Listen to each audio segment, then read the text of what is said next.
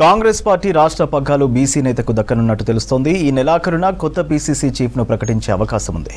కొత్త పీసీసీ ఎంపికపై ఇప్పటికే హైకమాండ్ క్లారిటీకి వచ్చినట్టు చర్చ జరుగుతోంది. పీసీసీ చీఫ్ ఎంపికపై పార్టీ అధిష్టానం సీరియస్ గా ఫోకస్ పెట్టింది. ఈ నెలాఖరుతో పీసీసీ చీఫ్ గా రేవంత్ రెడ్డి బాధ్యతలు చేపట్టి 3 ఏళ్లు పూర్తి కానుంది. 2021 జూన్ 27న రేవంత్ రెడ్డిని పీసీసీ చీఫ్ గా నియమించింది ఏఐసీసీ. కష్టకాలంలో ఉన్న రాష్ట్ర కాంగ్రెస్ పార్టీని అధికారంలోకి తీసుకొచ్చారు రేవంత్ రెడ్డి. నేతలను సమన్వయం చేసి పార్టీని బలోపేతం చేశారని పార్టీలో మంచి పేరు ఉంది. రేవంత్ సీఎం కావడంతో పార్టీ చీఫ్ పోస్ట్ ను మరొకరికి అప్పగించేందుకు ఏఐసీసీ కసరత్తు చేస్తోంది. సామాజిక సమీకరణలో భాగంగా బీసీ నేతకు పార్టీ పగ్గాలు అప్పగించాలని అధిష్టానం ఓ క్లారిటీకి వచ్చినట్లు తెలుస్తోంది. రెడ్డి సామాజిక వర్గానికి చెందిన రేవంత్ రెడ్డి సీఎంగా ఉన్నారు. ఎస్సీ సామాజిక వర్గానికి చెందిన బట్టి విక్రమార్క డిప్యూటీ సీఎంగా కొనసాగుతున్నారు. దీంతో పార్టీ బాధ్యతలను బీసీ నేతకు అప్పగించాలనే ఆలోచనకు ఏఐసీసీ వచ్చినట్లు చర్చ జరుగుతోంది. కొత్త పీసీసీ చీఫ్ పోస్టు బీసీ నేతకేనని హైకమాండ్ చెప్పడంతో ఆ సామాజిక వర్గానికి చెందిన సీనియర్ నేతలు ప్రయత్నాలను ముమ్మరం చేశారు. PCC working president MLC Mahesh Kumar Goud, మంత్రి Ponnam Prabhakar, PCC working president Anjan Kumar Yadav, ప్రచార committee chairman Madhu Yashki Goud, MP Suresh Shetkar PCC రేసులో ఉన్నారు.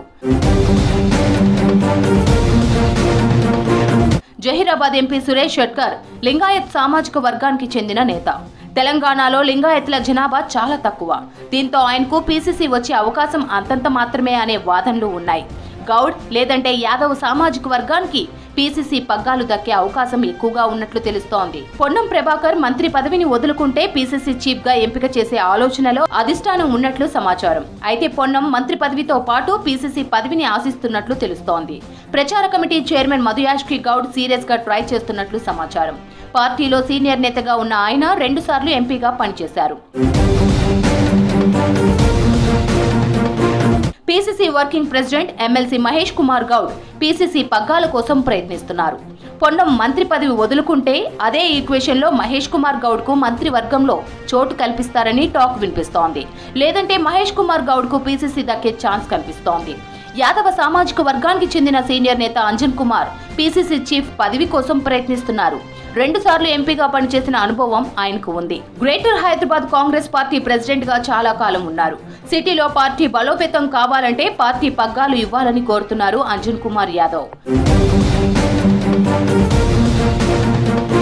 సీఎం రేవంత్ రెడ్డి ప్రతిపాదించిన వ్యక్తినే ఏఐసీసీ పెద్దలు పీసీసీ చీఫ్ గా నియమించే అవకాశం ఉన్నట్లు తెలుస్తోంది.